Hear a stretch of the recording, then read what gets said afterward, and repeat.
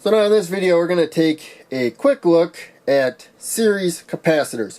We're going to use a couple of 1000 microfarad capacitors. These are right here, and we will measure them.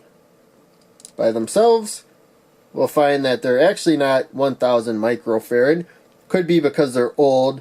Also, capacitors don't seem to be near as accurate with their rating as other components. But in any case, we'll measure them and see that they're somewhat close to 1000 microfarad. But in any case, when we connect them in series, as you can see here, they'll actually be like a 500 microfarad capacitor. When you put capacitors in series, you end up with less capacitance than you would have with either of them alone. They should be equal value, by the way, capacitors.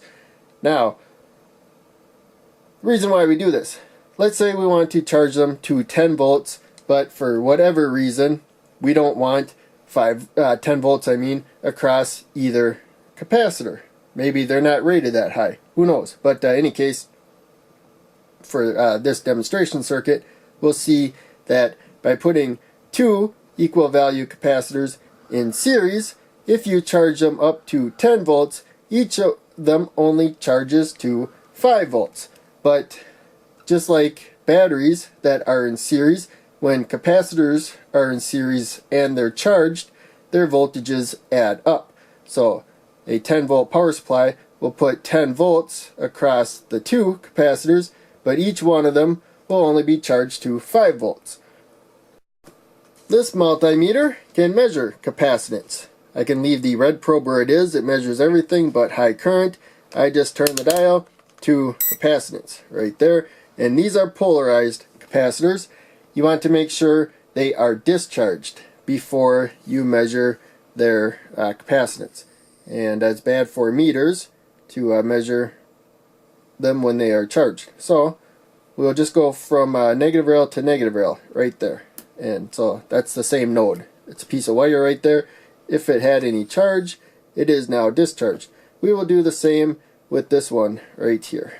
And so again, they are both 1000 microfarad capacitor. They are rated for 35 volts. So we're nowhere near the voltage that we want. But if we were working with more than 35 volts, that might be a reason why we put these in series. So now we got the meter set to measure capacitance, and right now it's nanofarads. It's auto ranging, so it will adjust as need be. So I'll put the black probe to the negative side since this is a polarized capacitor, red probe to the positive side. It's going to take a little while.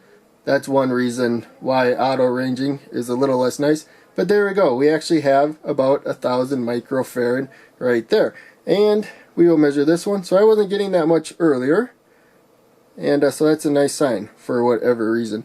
And so now we measure this one. Again, it's just shy of 1000 microfarad. Now we're going to take the positive side of that one and go down there. Now we have them in series. As you can see there, they are connected together. And when we measure the capacitance of the two of them in series, now you can see it is half of what one or the other one was. So they weren't the exact same equal value, but they were just shy of 1000 microfarad.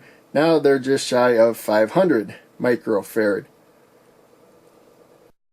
So now, that may seem weird that their capacitance goes down. One thing about the multimeter is it doesn't care if you understand it or not. You can see the reading right there. But just think about this. A single capacitor, if it's 1000 microfarad, 1 milliamp of current will raise its voltage 1 volt per second if you have a resistor. And when capacitors are in series though, 1 milliamp of current into one will also be 1 milliamp of current into the other one. So each one of them will go up 1 volt per second. And since they're in series, their voltages add up. So in 1 second there'd be 2 milliamps, 2 volts and then in 2 seconds there'd be 4 volts. We're not using a resistor though. These two charge instantly, but that should make more sense why the voltage goes up quicker for a given current, and then when you're powering a load, again, the current, since there's two capacitors providing the current, both of them are losing current, both of their voltages are going down, so the voltage is going to go down twice as fast. That's why you have the equivalent of half of the resistance. And so now we come to the power supply. So the output of the power supply is off right now. It's not providing power, but there is a slight problem. We will set the meter to measure voltage. I turned it off. Always turn it off as soon as you're done taking a measurement. But in any case, now it's set to voltage. The power supply here has alligator clips clipped to these jumpers. Those jumpers come to the rail. Then I have other jumpers that come to that rail. So I'm going to measure the voltage at this far rail here just by putting the probes where those jumpers are. And there you can see we have a slight negative voltage. So these are polarized capacitors. You don't want a negative voltage across them. But this little bit I'm hoping isn't too damaging. But in any case, it's a good idea to check your power supplies for stuff like that. So I'm going to put the positive side of that capacitor to the positive rail right there. We will zoom in so we can see it a little easier. So we got the positive there. We're going to put this other one in series. Again, we have to look at the polarity right there. These are polarized capacitors. And actually, let's move this down a little bit. So I'm going to go to the negative rail there, and then that spot there. We kind of ran out of room. There's a gap kind of in the way. So I'm going back up to a positive on that one up there. So you can see that's to the positive rail. They're connected together there. And then this one goes to the negative rail. So I'm going to turn the power supply on here. And it's 5 volts right now. Let's turn it up to 10 volts. As I had on the sheet. And of course they're capacitors. And I have current limited. And so sometimes we hit the current limit, and so it couldn't quite provide the voltage for brief periods of time. But in any case, now we'll go across the two capacitors, and there you can see 10 volts, just a bit shy. So now we go to the middle here. There you can see there's 5 volts across that bottom capacitor, and a little less than 5 volts across that capacitor. So that's another problem, is that capacitors, when they are in series, they don't always charge and discharge evenly. And you can run into problems with that. And I'm just going to keep the video short here though. But really, you don't use capacitors in series, especially electrolytic capacitors, especially if you're getting close to their maximum voltage, because as you can see, they did not charge perfectly evenly. They can get very uneven. I have a jumper here, and what I'll do, I'll short circuit just one of them right here. And so the one that we're short circuiting will have 0 volts across it. And now we'll have 10 volts across the other capacitor once I can get the probe in there. And so now we'll see that we have right there 10 volts, the rail voltage. And then we got 0 volts across that one. If I pluck this one, so if we couldn't charge these to 10 volts, right there, that would have been a problem.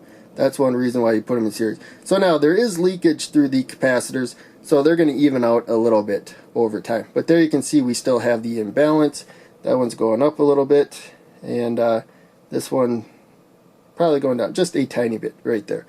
So there's a lot more to really using series capacitors, especially when you get towards their limit. So again, make sure you turn off the multimeter when you're done, and we should make sure these capacitors are discharged, and then just get them off the rail altogether. So again, I'm just putting it directly to the rail there, so to the same rail, so that it discharges. We might see a spark on this one because it's got 10 volts, and nope, no spark. So in any case, that's the end of this video, and I'll try to do protecting series capacitors in a future video, hopefully soon.